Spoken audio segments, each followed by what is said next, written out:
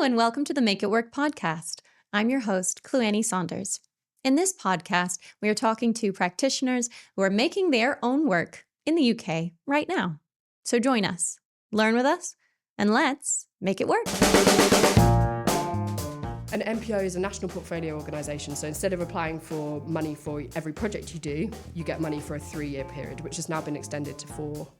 Art is really important for storytelling around the political issues that are most important to us at the moment.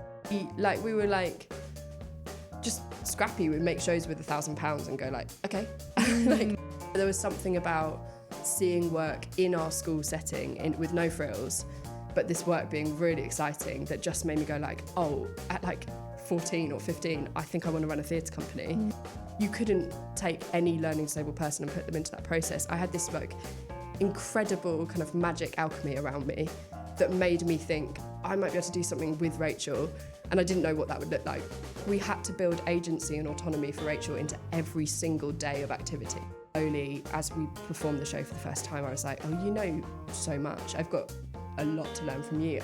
A little bit of an identity loss of going I'm not so important now. But it is the gain is there are all of these people who care about this, sorry. That's all right. Who care about Rachel and myself. It's not just the shows we're making, it's the workshops we're running and the spaces we're opening, and there was this kind of, there's now work for us to do all year. My guest today is Florence O'Mahoney. Flo is a theatre director, facilitator, and artistic director at ZooCo. ZooCo's latest show, Perfect Show for Rachel, won an OFFIE Award, as well as the Oxford Samuel Beckett Theatre Trust Award. The show blew me away when I saw it at the Barbican, and I'm so excited to chat to Flo about it today. Flo's other recent work includes Night Shift, Bossy at South Bank Centre and Lyric Hammersmith, Follow the Signs at Soho Theatre, Messy, Sirens, and Manimals. Well, welcome, Flo. Thank you. I came and saw Perfect Show for Rachel at the Barbican, and it kind of blew me away because, as I was saying to you before, it's not like anything I've seen before. I loved it, and I got really emotional. Yeah, and I was like, this is we're having fun, but there were moments of true emotion in there, and it was really, really beautiful show. So that's why I've invited you on. I was interested to hear a little bit about you first. What got you into theatre? I think so obviously Perfect Show is with my sister Rachel. Perfect Show for Rachel is with my sister Rachel, who's learning disabled. And my first, most blunt answer is, I think quite a lot of us with learning disabled siblings end up working in the arts because of a desperate need for attention. No, I got into theatre. I thought I wanted to be an actor because I thought that was all you could be. Obviously, I am in Perfect Show for Rachel, but I'm usually a director. But Rachel stole my job on Perfect Show for Rachel. So I did actor training, and then I was really lucky. I went to a big state school called Oxford School, and it had a massive 2,500 kids, and a really great drama department led by Dave Morris, who's still one of my idols. And he was just fantastic at letting us get on and make our own stuff. I remember once he gave us a £50 budget for our devised project, and we were oh my God, £50. And I think we went away and bought a load of blood capsules. But it was this real, obviously, that's what you need to invest money in as a theatre maker, as true to life blood capsules. But it was something about the independence that he gave us. We weren't just doing old texts and reimagining them. It was devising from scratch. We would take a Lorca play, and as long as we were using the words from the Lorca play, we could write anything we wanted. And I think it just gave me that sense of creating from scratch is really exciting. And then he also used to tour in professional theatre companies doing their Edinburgh Fringe previews in our tiny little smelling of feet teenager black box drama studio. And he would tour in these shows that were really kind of experimental and visual, and because obviously we'd been to see Warhorse. I think everyone in my age range probably got dragged on a school trip to see Warhorse, and I remember thinking that is great, but I have no idea how to do that. But these smaller shows coming in, and also me being a cocky little shit, I was that looks like something I could actually do, which is really funny because then I found out how hard it is to actually make anything. But there was something about seeing work in our school setting with no frills, but this work being really exciting that just made me go like, oh, at like 14 or 15, I think I want to run a theatre company. And so ZooCo got started when I went to drama school, thought I'd find my people there. I didn't end up kind of finding people to run a theatre company with for just a year, and came back. And there were some people that I used to do kind of Amdram with and festivals and school plays and stuff like that. And I just was like, do you want to do this play with me? And we kind of, that play went really well. And we were like, oh, I guess we'll just keep going. And I was thinking, oh, I'll take a year out and then I'll go back to drama school. Oh, I'll take another year. And, you know, it just, it kind of just snowballed from there. So it was a bit of a cocky start because I was like 20 and thought I knew what I was doing. And I kind of couldn't have dreamed what being an artistic director would actually end up meaning on, you know, my job now looks so different to the work I was doing when I first started the company. But it's just carried on going, and we've been really, really lucky. We got support in lots and lots of ways from lots of people early on, brilliant mentors in Improbable. Lee Simpson, who's one of the co-ADs at Improbable, who co-produced Perfect Show for Rachel now, that started as a mentoring relationship. And I was so lucky to have that kind of guidance and to find out more about making work in ways that are different.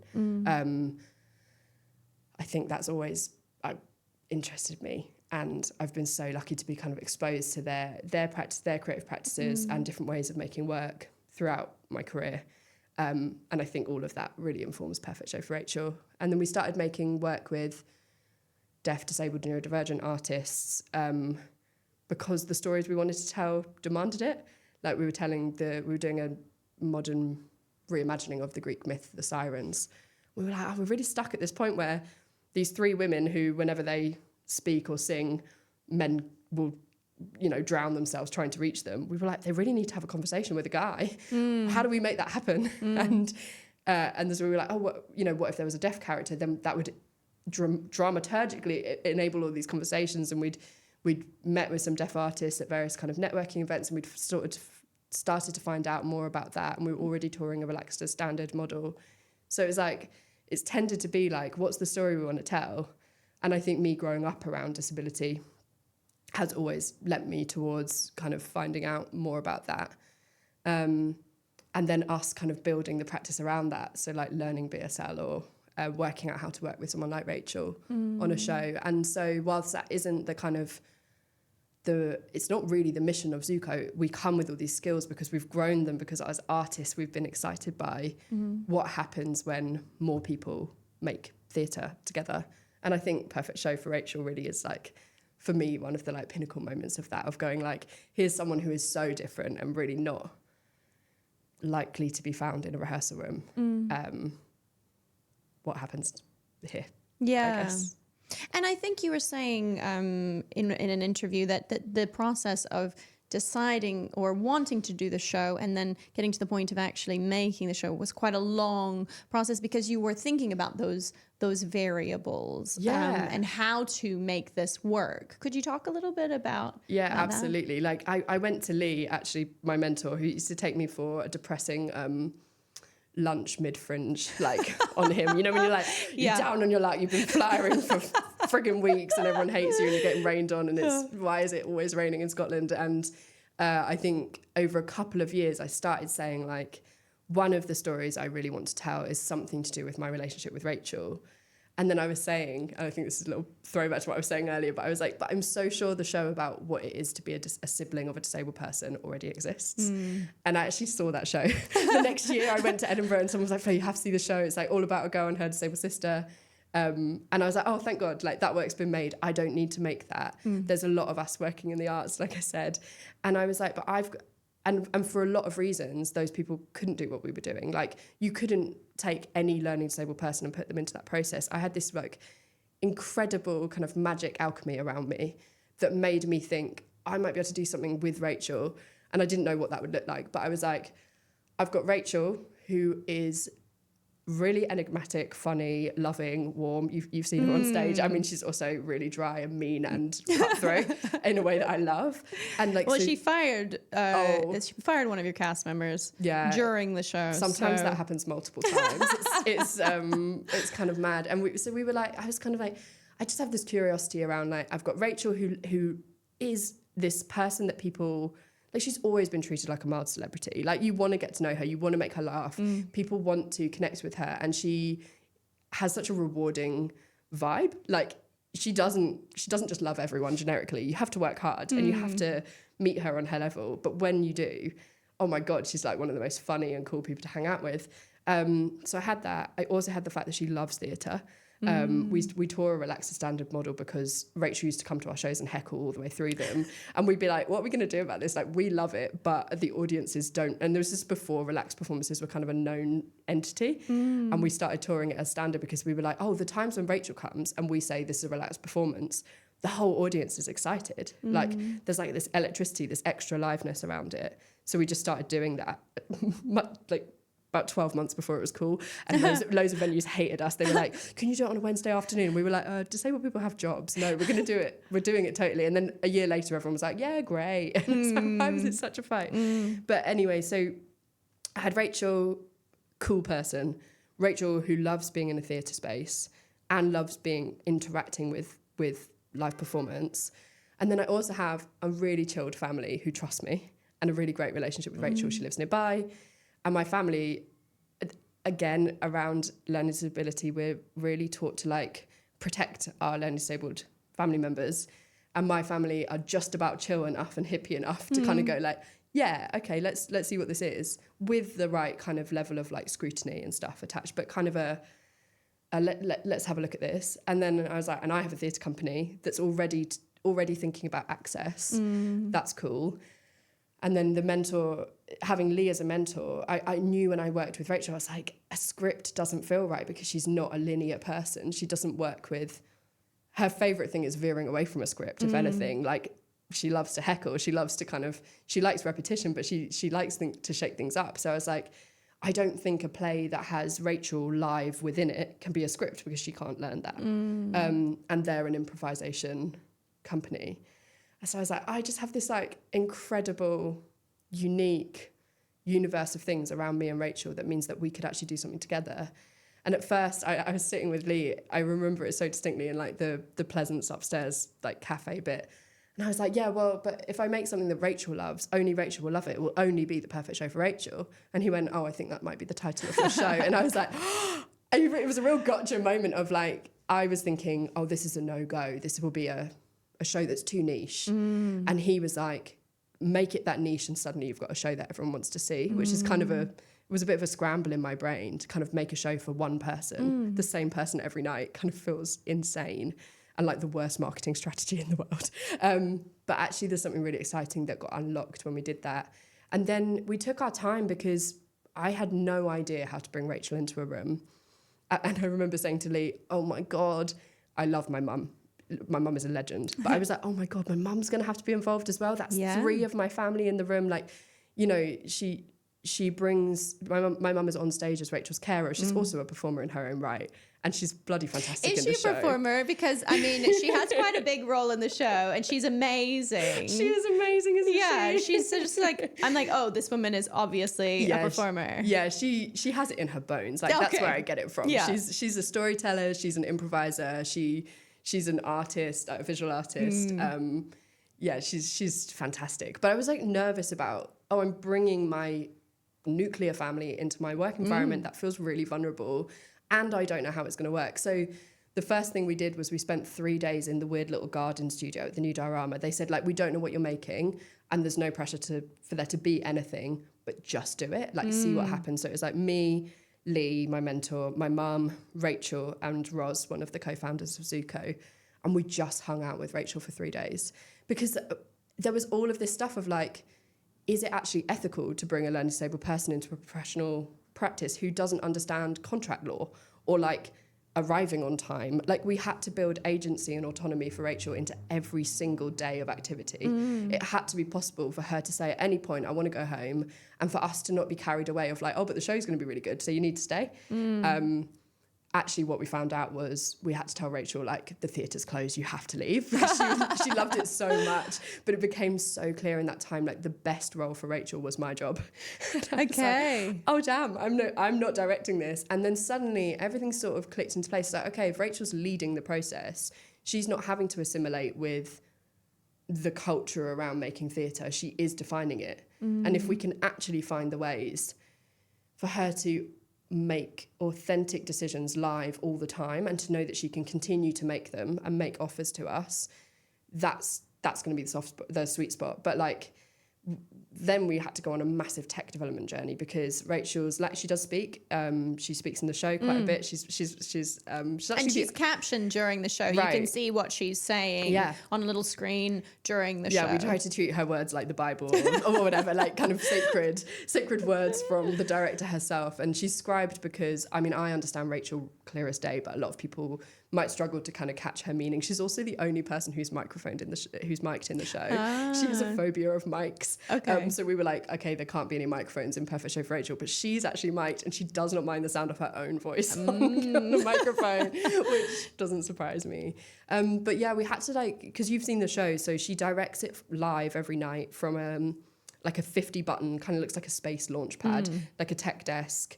And it's huge, and each one has a photograph of the scene that's going to happen, or a symbol that she recognises. And we had to really, like, try what that would be. We started out using iPads and programming them, but the buttons were, no matter how many accessibility settings we programmed, her touch wasn't, like, specific enough. She needed that feedback of a big old button. So I think we ended up exploding a computer keyboard to make that desk.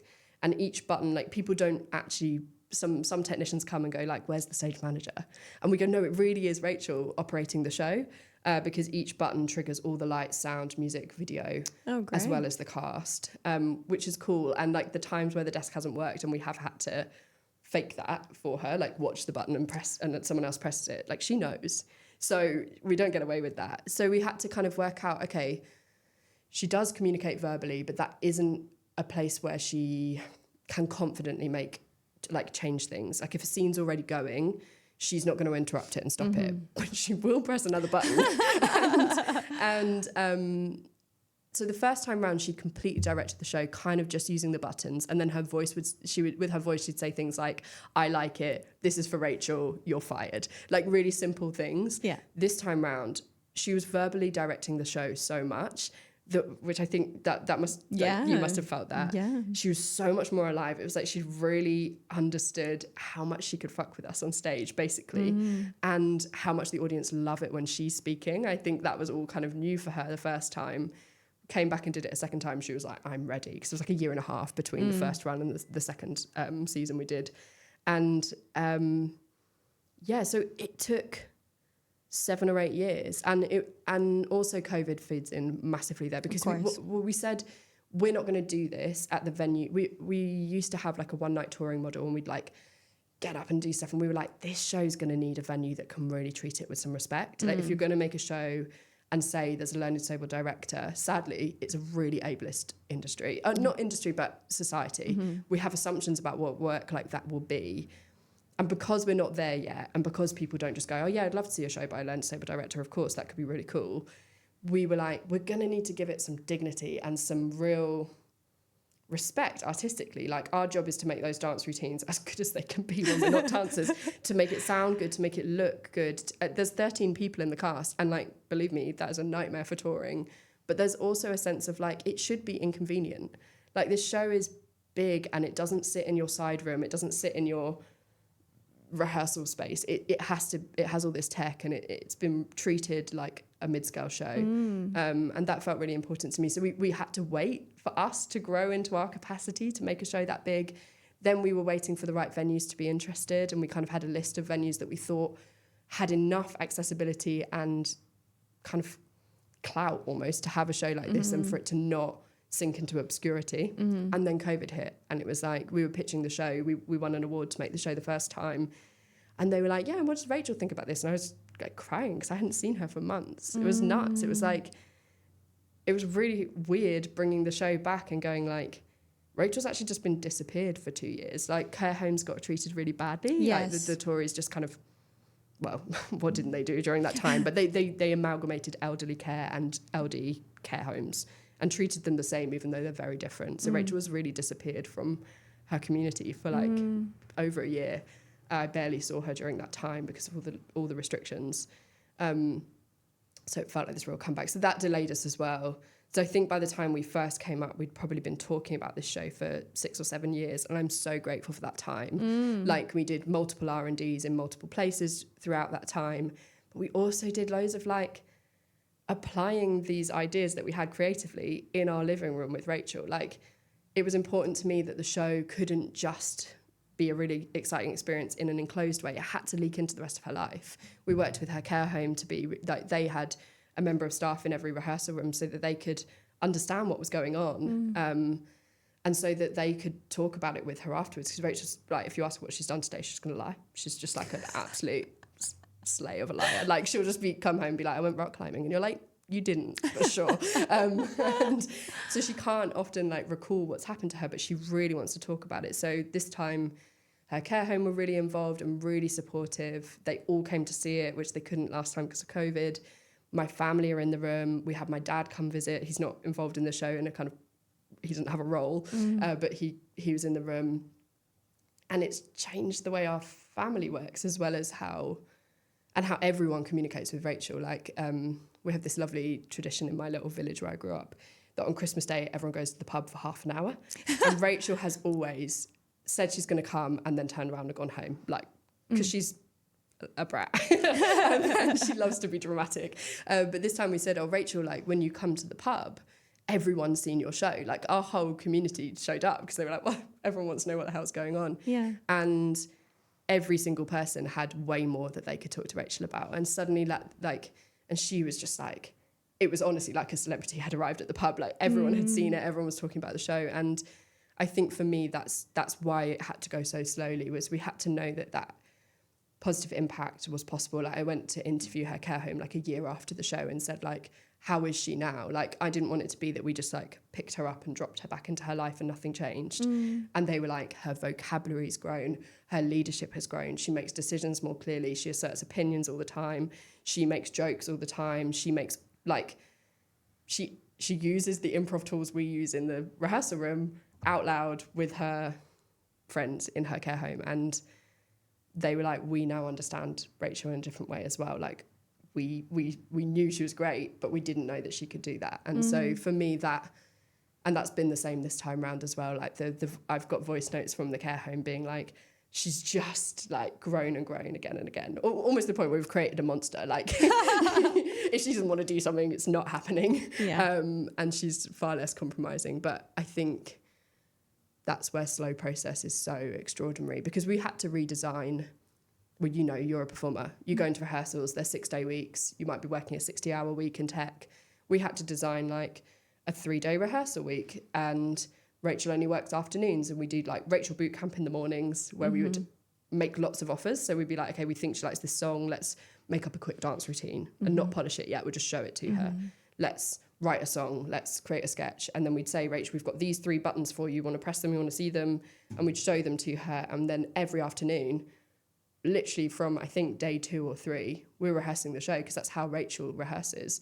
Like, she doesn't want to sit and watch us do a great fight call where everyone's really safe. She's like, just do the fight. Yeah. So she would come in every day in the afternoon and direct a version of the show. And so that process is really different. Like, you know, normally you'd be doing like blocking, and then you'd go into rehearsals, and then you might go into full runs, and then you might go into tech. And for us, it just had to look completely different for Rachel to be in leadership all the time. And also, Rachel's not the only disabled person in that room. There's loads of neurodivergent folks in that room. That we've got a deaf cast member, we've got a BSL integrated performer. So there's like loads of different access needs, and sometimes clashes. Rachel doesn't sign BSL, but she thinks she got taught Makaton growing up, and she thinks it's really funny. So like having to work out all of these different things, especially when Rachel started to speak more as a director on stage. We were like, okay, how does everyone catch her direction? The captions really help, like from the live scribe, sign language really helps, but it's like there's a lot going on in that room. So designing that process around the team that makes it, and especially Rachel, was special, but it deserved to take its time, I guess.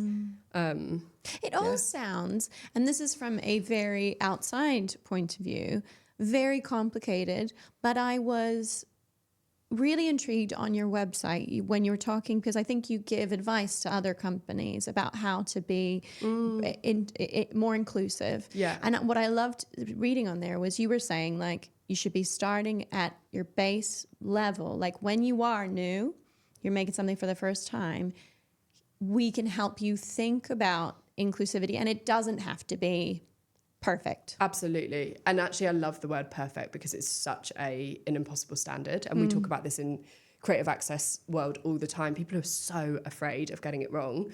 They're so overly afraid of getting cancelled. Like, it's really funny. Like, Rachel arrives in a building and people kind of lose their nut a little bit. They're like, oh my God, you know, like, what sweets does she like in her gift bag? And we're like, the same sweets as everyone else, you know. People get really, really nervous about messing up. And I think we always say, like, we're assuming best intentions. Language does matter, but we're not going to pick you apart if you ask a question that's well intended in like a slightly left field way. Like, I've grown up with people not asking me, being British, about asking about Rachel and going like, oh my God, I'm so sorry if this is so offensive, but like, what disability does your sister have? And I'm like, I want to talk about this so much. And the first big jump is just British people getting over themselves. And other cultures have different, like, I mean, there's so many different attitudes, and we're going to be touring Perfect Show internationally next year. And I think we'll be going to places with really different disability politics. And that would be really interesting. But yeah, so we always say to people, like, there's a DIY version of every access offer, like, and it won't be perfect. And you have to know what you are and aren't doing. But one thing we really tell people never to do is say this is accessible for everyone. And that's something that comes up on Perfect Show for Rachel, actually, because it is one of the places where we do have quite a broad spectrum of access stuff going on. We've got an audio described night, we had 2 at the Barbican, with a person who specialises in improvised audio description, which is like an art form, because how do you know when you can speak? Like, if you don't know when the performers are going to speak, you don't know where the gaps are, you don't know what's going to happen, you can't say this character's wearing this in this scene before the show. Like, you've got to be, S is incredible, from Improbable. And then there's BSL, there's some creative captioning, but it's not total because there's so much improv in the show. There's live scribing for Rachel's voice, but not everybody else's, because there's too many channels otherwise. Like, Rachel speaks quite slowly and we can catch that really accurately. But we can't do that for, like, maybe one day technology will be better. But we don't at the moment do live captions for the improv. And it's a relaxed performance. So people kind of go, oh, it's accessible for everyone. And we go, no, if you don't sign BSL, you will miss all the improv. We are not captioning it. You're going to miss some of the stuff that's happening on stage. Or if you come on the audio description isn't integrated in every show, and might not be, because it might not be the right thing for Rachel, because she can't comprehend that. And it's really easy to disappoint people around that. If you say, and we're really clear and meticulous, we'll be like, this is what we are and aren't doing. And we send venues horribly long access. Like, we're like, when people click the access button, they're going to get like a whole paragraph from us, because it's important not to make a promise you can't keep. I think disabled audiences get let down all the time by someone just not thinking about it, or not being explicit on their website, like, this workshop isn't in a wheelchair accessible venue, because they don't want to say it. They don't want to get caught. And we're like, when you do any project, in the backs of your mind or out loud, have the conversation of who are we not inviting? And people go like, oh, but you go like, well, you're not inviting German speakers because your show's not in German. You're not inviting an audience you're not inviting, there's so many people we're not inviting. You might not be inviting children because there are certain explicit things in your words show. In the show. You might know that we're always excluding someone. People don't like to think about that, especially when they're talking about access and inclusion. But actually, it's really good to know, like, who's the list of people we're not inviting, and if that's the case, are we okay with that? And we've had to learn, of course, the hard way and through making loads of mistakes around access. Like, it isn't better to try and do everything all at once. It's actually often impossible. And these things clash. Like we talk about it quite a lot around access clash. If you've got a deaf audience member and a blind audience member, their needs are completely polar to each other. Don't get me wrong, there are incredible people who know how to grapple with that. But we always say for us, the art has to lead why we're doing something. And there might always be the side of the show that's integrated, where that thing is like culturally specific to the show. Like Rachel's leadership is culturally woven into every fibre of Perfect Show for Rachel. But the show we made before that, Night Shift, was a deaf and hearing show. And it wasn't super accessible for Rachel. It was a relaxed performance, so she could come and navigate that how she wanted. But there were microphones and there was loud sounds and flashing lights that she wouldn't normally have in her show. So it's like, we have to tell people what we are and aren't doing. And we have to be okay with that, because it's actually it's so relieving for any of our lot to read a website and go, oh, I actually can't come to that, or that's not great for me, as well as to arrive at it and be welcomed. Like, we need all of the information. And I think we have an access library of lots of resources that you can come and borrow for us for free all around London. So we've got like breakout space, we've got audio description gear, we've got caption units and projectors that you can use for captioning, and an incredible team who manage that, because we were like, people keep buying these things and using them like 3 times a year. We should have a hub that people can come and borrow this stuff from. We do consultancy. We talk to artists about what might be the best first step.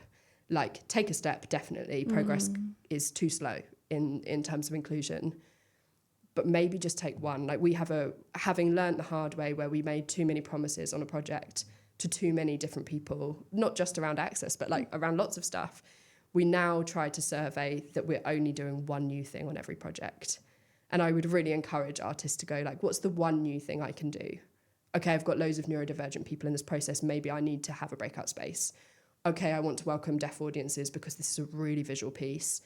I'm going to do a BSL interpreted night, or I'm going to think about creative captioning or whatever. Like, finding what is the most organic stretch zone next step feels like the right way forward, because then your appetite for, well, what else can we be doing grows, because you have a positive experience of doing it, rather than this kind of crumbling of, oh my gosh, it's big and I'm going to get it wrong, and I built it and no one came because you built too many things and you didn't develop that audience. Like, rightly so, various disabled and deaf audiences are slow to trust companies and venues to do the work well, because so often it's not done well, or it's not thought through. So like, it takes time, but that shouldn't stop anyone from doing it. And it's really exciting seeing how many people are starting to go like, oh, it's actually really cool what happens. Like, I know, because we designed a process around Rachel, I know that show doesn't exist anywhere. And I can't say that for all my other work. Like, I could say, yeah, someone else has probably made an incredible play about night workers. Someone else has probably made an incredible play about, whatever. But no one has made a play about Rachel, because it's so specific and niche. And that's kind of what we want in our art, right? Like you were saying when we were arriving, like, oh, the work I really love talking to people about is the one where I'm like really surprised by it, or I really got something I didn't expect. Yeah. And I think hopefully Perfect Show for Rachel is a bit like that. It absolutely was. And I also, I'd love to talk to you about that, because for me, I guess I went in not having any idea what I was going to see. And also then reading more into it, I guess in a way, you were saying that she could just say, I don't want to come today. Yeah, we actually have a version of the show for if she doesn't come. It's amazing. And I'm more and more convinced that people would be rightly very disappointed to do the show that she's not at. Especially like the first time we were like, it might be possible. And there's like a secret plan for what we'll do. But we tell audiences that at the beginning. I have this like 5 minutes at the beginning to sort of like orient people to what the hell's about to happen.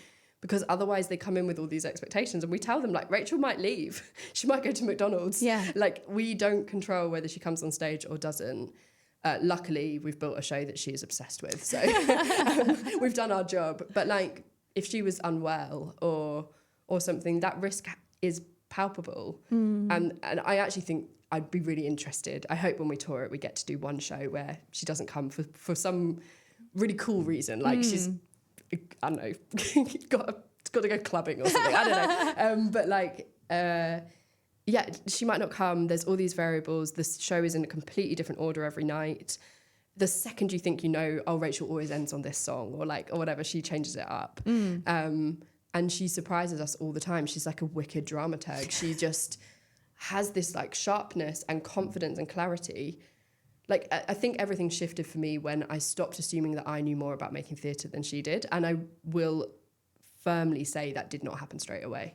Like, and I'm not even embarrassed by that, although it is loaded in some ableism around my expectations around what Rachel could and couldn't do as a storyteller, or what she would comprehend about good storytelling or dramatic structures or the rhythm and emotions of an audience. Like, I was thinking, how am I going to make sure it's good when you don't know about these things that I think I know something about, maybe? And slowly, as we performed the show for the first time, I was like, oh, you know so much. I've got a lot to learn from you. And it was like, I think Lee said to us in the first round of rehearsals, what if we assume that everything Rachel offers us is perfect? We just might be too stupid to understand it yet. And it was so releasing of my responsibility to translate Rachel in some way that people would understand, and to just let her be an artist and to go, I don't know what you're going to make, but I'm here for the ride. And like, now I watch her, and my best example is the first press night we ever did. I was terrified. And there were a few buttons in the first version of the show that expressed what had gone on with COVID that I felt really passionate about. Like, I was like, you've been dicked over by the government and a pandemic and an awful thing that's gone on. You have trauma, and I think you have every right to express that on stage. But there's also a lot of my sibling care and love and rage filled in with that. I was like, I want people to know how angry we are, and you're doing fart jokes and Kylie Minogue drag scenes. You know, I'm like, come on. But she did sometimes want that story to get told, and so there was like a COVID lockdown button where we would talk about the distance that had been between us for that time, and I would try to tell that story, and it was moving for me to be able to talk about it.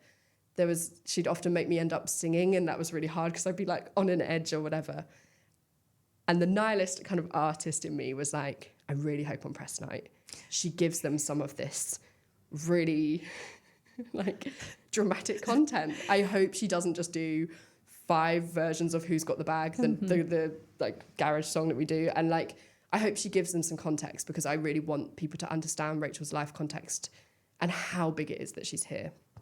And I would love a good review or 7.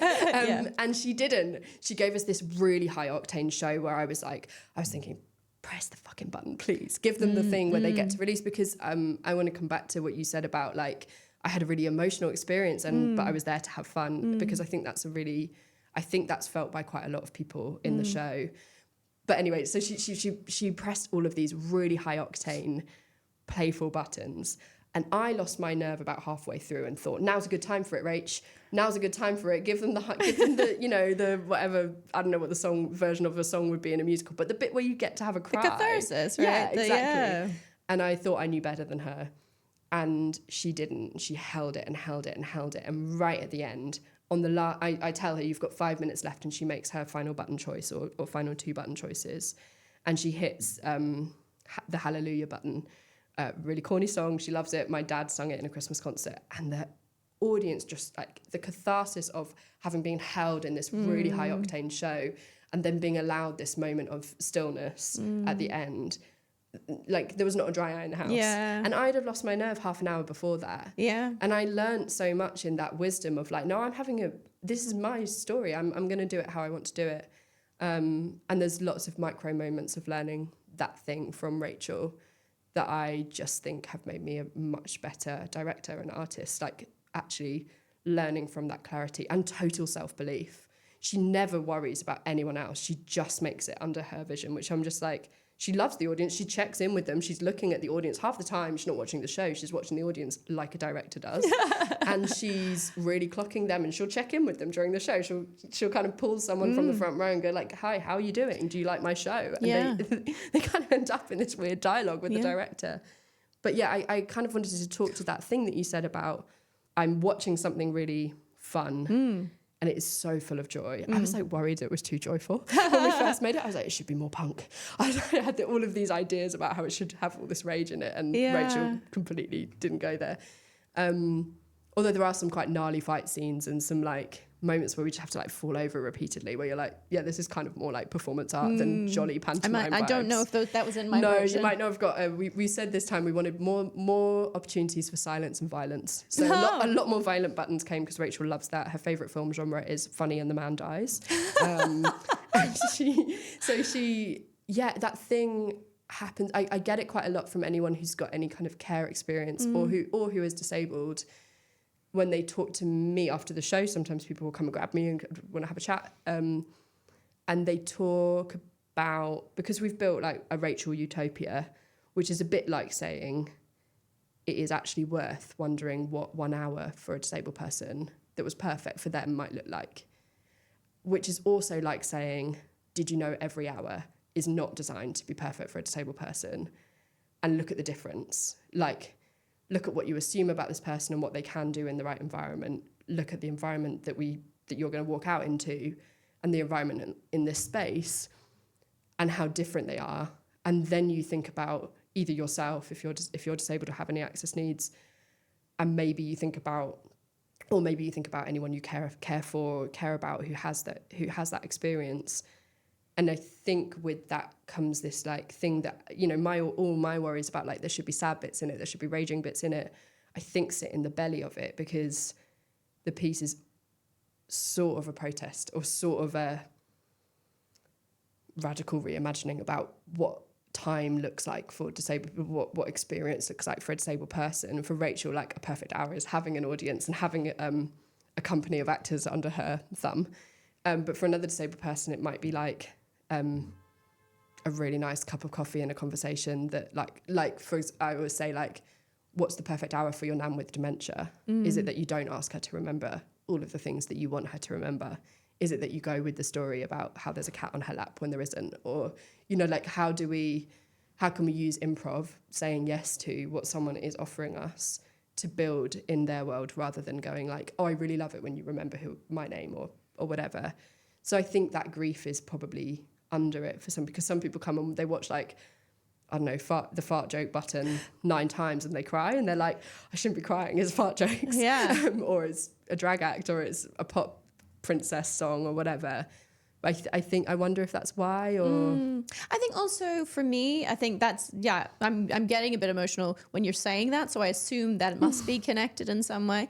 But also I think the fact that your family is seemingly so joyful and connected is also an emotional trigger point for so many people. Yeah. And yeah, we're always keen to say, like, we do also have gnarly times, like, you know, we're not always this brilliantly attentive, and but yes, you're right. Like, I was telling you, like, I've had conversations with other people who either have been part of the show or seen the show and going like, it's not like that in my family.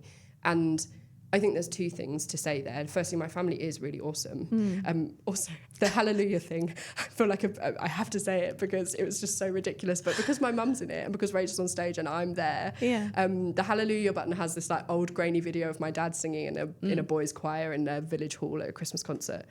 And so a lot of people watch the show and they make an assumption that our dad is dead. And we're like, he's not dead, he's just a gardener. Like, it's just that he's not in the show. And my dad thinks it's really funny. But like, we've had people like come up to other artists at press night and go like, oh my God, such a beautiful show. It's so sad what happened to Flo and Rachel's dad. And we're like, it's explicit in the script. Like, we say, like, our dad doesn't normally sing in public, and we've like tried to weave in, like, by the way, he's alive into the script, but people just make these assumptions. But I think everyone has their own projection about what their family is like, and we had to get really clear on like I had to be really grounded in like not doing that thing you do when you're an adult with a parent in a space and you start acting like a kid again, or, you know, like, there's so many things in a family dynamic that are hard. And I think we had to work really hard over years to also reprogram how we saw Rachel and how we show up to her. And the other thing, so firstly, the show has worked on my family and has been like an active process that's been very moving to watch. My dad started taking Rachel to his garage at the bottom of the garden to like sing songs that they both love, and they have their own playlist now, and like spends time one-on-one with her in a way that he wasn't able to when we were growing up because he was working so much. And we play her card game instead of our card game. And we have learned how to involve her much more and care about her tastes and interests far more attentively, rather than going like, oh, you should like what we like, so come and tolerate it.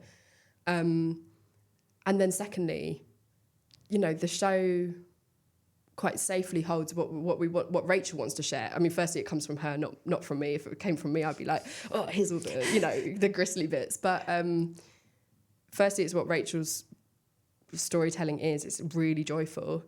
And secondly, you know, we're not going to show you all the gnarly bits about, like, I kind of always want people to know, like, growing up with a learning disabled person in your family has its own challenges for them and for you, and that we've also navigated those, and, you know, various things growing up that were really tough and that we're not putting in that show. So I think I never want our family to be like a model family for growing up. Like, we grew up in the 90s in Britain with a learning disabled person in our family. Like, the ableism, the kind of children and needification of that experience was huge. And of course we were part of that culture too, until we decided until we knew new things and we could apply new things to that. So yeah, it's really moving to be on stage, and I feel so lucky that I have a family that is cool enough to do that with. Yeah. And luckily I think we managed not to rub each other up the wrong way in rehearsals or anything, which is pretty good. Yeah. Also, my mum is like what you see in the show. My mum is the person who gets lifted up in the Dirty Dancing. Mm-hmm. I've had the time of my life moment, and like her joy in that is like, it's all completely authentic. Like no one's phoning in the joy of that show. We are having, and I think there's not just my family on stage. There's also the ZooCo family. Like there's like Flo and I, who are in the company and have known each other since we were 13, 14. Roz, who helped develop the show. Like, these friendships are deep, and that company is a really communal family of a company as well. So I think like a lot of people come who don't normally perform, and they're like, I don't normally perform, but I would be in that. And that's true for me as well, because that they hold us so well. Like, just as you think, oh my God, I'm really in the shit on stage in an improv term, you know, you're like, I've got no idea what Rachel's doing, or I missed something, or whatever. The way people come in to just hold that in that company, like, it's so magic. They are magic humans. And it's so moving for me. There was this moment during the Barbican run where Austin, the live scribe and singer, if you're lucky, if you get the right button, you get him singing. He's got a stunning voice. And where he would research the best places to go and eat, and it was quite far away, and he's very meticulous about finding the best places to eat. He loves food. His sign name is to do with finding the best food. And so we went on between shows, we went on this long trip, and it required Rachel being in the wheelchair for a long time and walking quite a distance. And someone tagged along that wanted to talk to me and my mum. And normally me and my mum are in carer mode. Like, normally on a trip like that, I'd be like, right, well, I've got Rachel and we need to go to the loo, and we've got the backpack and we've got all of this stuff to think about. And this like group of the company who happened to be with us just had Rach in the wheelchair up front, like 20 meters away. And I think just as I was having this like incredibly moving moment, one of them completely slammed into a chest of drawers and like fell over and broke it, like the Mean Girls bin moment. It was like, it was really funny because I was like having this really moving experience, and then one of the boys just got completely KO'd. He's like 6'4", so it was very dramatic. Yes. But like, there's just this like insane realization of like, oh, in doing this show, Rachel has new friends and new people that she can sit and laugh with and have an entire conversation, and I don't need to be anywhere near it. I've spent my life interpreting for Rachel, like what she's saying, what she really means. I've spent my life facilitating other people's discomfort around disability and going like, oh, she's not looking, but she does like it really, and kind of playing this sort of like clown carer role in between Rachel and the world at large. I don't have to do it anymore. It's like a little bit of an identity loss of going like, I'm not so important now. But it is like the gain is there are all of these people who care about, sorry. That's all right.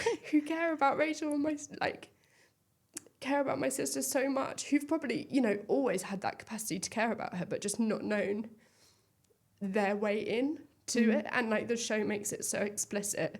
And after that, I'm like, if you've seen the show and you still don't know how to talk to Rachel, you're the asshole. Because you should. She's given you 50 different ways to show up. And you can just talk to her about a fight in a pub or a Cunning Minogue or whatever. And she's laid it all out for us, and she's been so generous with that. And yeah, what's come of it is Rachel has a community, not just a nuclear family anymore. So yeah, sorry, that was a real sidetrack from you talking about my family, but like it feels really moving to see that. Yeah. Can we talk a little bit about the ZooCo family? Maybe a little bit. So you guys got started in 2013, is that? Yeah, that's right. So, and then you sort of developed into a company now that you're an MPO. Yes. Yeah. Yes. And you're artistic director. Yeah. And I mean, presumably when you first started, things have changed. Oh my in God, sort of in the developing of what is now like a very established company. Can you talk about, because I think I'm so impressed by how clear everything, you know, you have an assistant who I spoke to, you have sort of a real structure to this company now. Could you talk about the building of that? Yeah, it was like really DIY company of friends. We were literally from secondary school together. Like I said, like I've known the people that we set up the company with since I was like between the ages of like 11 and 15. Like we did school plays together. We weren't in the same year groups, but we knew each other through Dave Morris, through this drama department. Like ZooCo is directly linked to this amazing drama teacher who's just phenomenal. He sat on our board for ages. He knows I love him very much. He's still the person who, when he comes to see my show, I'm like, can I have notes? And he's actually responsible for like a few different theatre companies came through Oxford School. Like he's got some phenomenal legacy in the students that have gone through there. But yeah, we started as this like ragtag, chaotic company of friends touring in the back of my like £400 car with no power steering, like kind of nuts. And we built all our sets ourselves. There's like a very precarious crowdfunding video of us like 11 years ago, and I'm like with a jigsaw like jigging up and down, like doing some terrible DIY on my parents' patio. And we were really like, just Scrappy. We'd make shows with £1,000 and go like, okay. Like, and we did it around our day jobs, and it just kept going. And then I think a real turning point for us was we started to understand what Arts Council funding was, and that there was this amazing funder that would give you money to make a show if you knew how to write a funding application well. And we did this outdoor commission called Monotone Man with the Lyric Hammersmith and a few other festivals, which gave us like a commission for the first time. Like in hindsight, not a huge commission, but to us, like it was extraordinary. We had no idea. Before that, we'd go to the Fringe, we'd have a good Fringe, we'd book a tour, and then we'd make the next show. But we did start to, I think we were lucky in that organically, we were like, oh, we're making a show about intergenerational audiences. We should talk to some grandparents and grandkids. Like we were already thinking about engagement and how people might engage with the work in different ways. And we got some really good pointers early on about how to do that. And so we started to be project grant funded, which meant that we could kind of hire other people and pay ourselves and do all of this stuff. And it was like, okay, this is kind of a thing. Like there was a bit where Ros and I would drive up to Warwick every Saturday to run a young company in a private school because it paid us £80 each and £40 in petrol, and that would just cover our rent. Like we did kind of nuts stuff. I used to drive to this place in Northamptonshire to run a young company for 2 hours, and it would be like a 3-hour drive to get there, but I got £40 for doing it. Like it was kind of nuts, but it was how we started to pay ourselves to run the internal bits of the company. It was just Ros and I for a really long time. We always say we were like wives. It was really intense. And that was like, that was a really different culture to where we're at now. I think necessarily, like, I don't think you can stay in that kind of company of friends, almost like work family culture for very long. It's really hard to grow in. It's really hard not to revert back to feeling like teenagers when things go wrong. And in bringing in people who weren't just running a company so that they could be in the next show, which was what Ros and I were doing, going like, oh, you actually want to be a producer, oh, you actually want to do these things, and kind of, and I think as we began to move into access work, actually that's when like you go, well, you can't fuck it up because you're going to fuck up someone's access needs. It's not just like we're going to have a harder time. It was like we really need to respect the process and respect how we run things. And then when we landed in Croydon as resident, as sort of we'd been resident in all these weird places that we didn't live. Like we used to live in this weird haunted hotel in Wellingborough for ages because that's where we made all our shows, and we were the resident theatre company. But we were like, well, we're staying in the haunted hotel down the road. We're like trying to sell our show to people in boots at the checkout. You know, it's like you're not embedded in this way. I remember having this company meeting where we said we've got to crack Croydon. So we started in Croydon.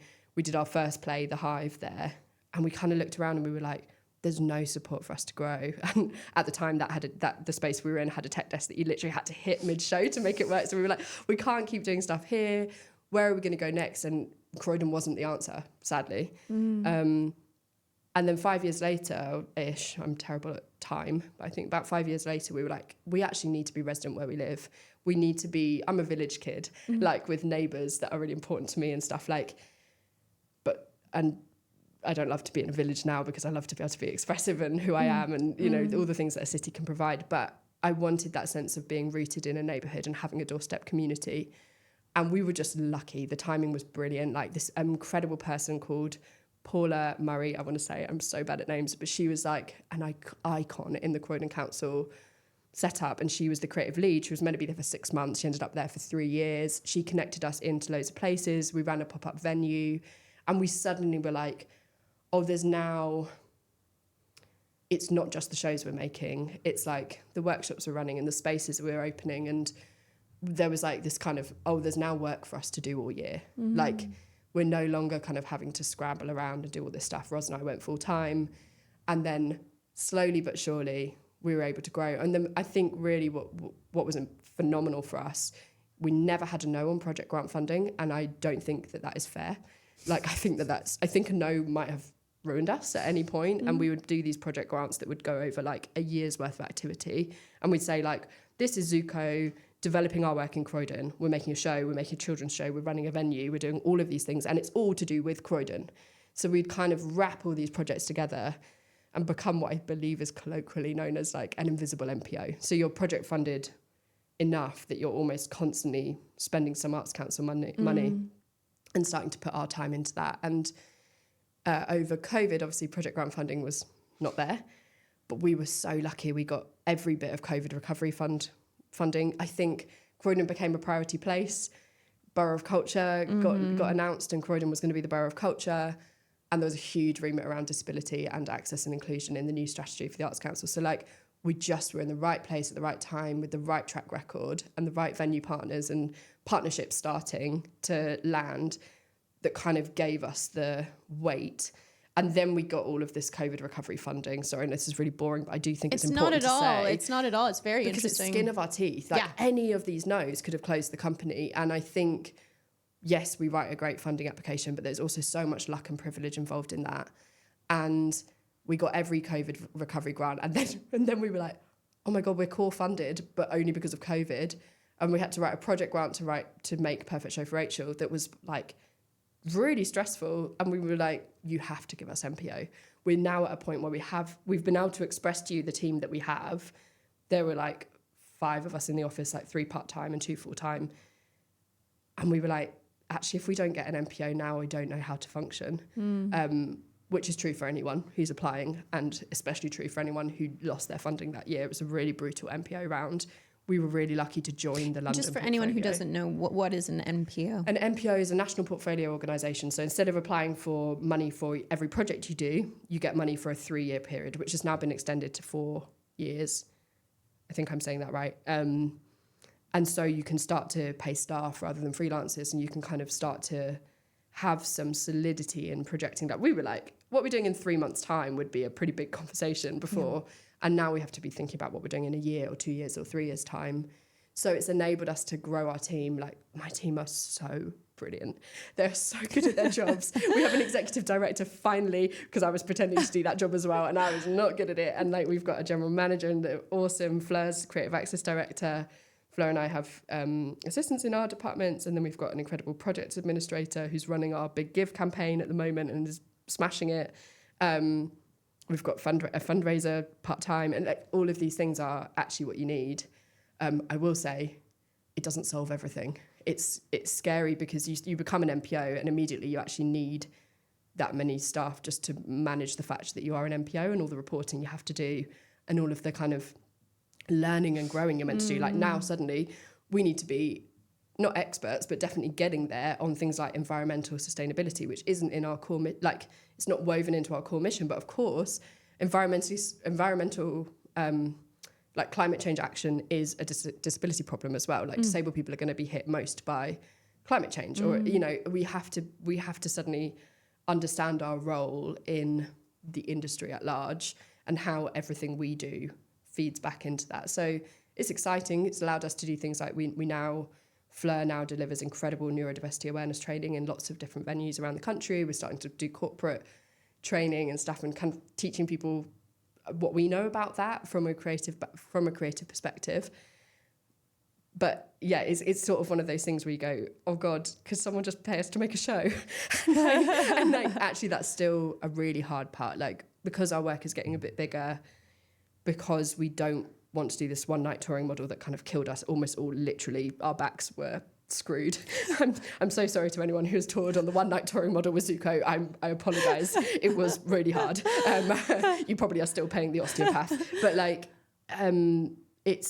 we're in a difficult bit. Like we've become a charity, and you think, oh, that will really open stuff up. But when you're a charity and you're saying, well, we want to make a show that we think will affect social and political change, but someone else is like, I'm running a kitchen for people who aren't eating, and you're like, well, give them the money.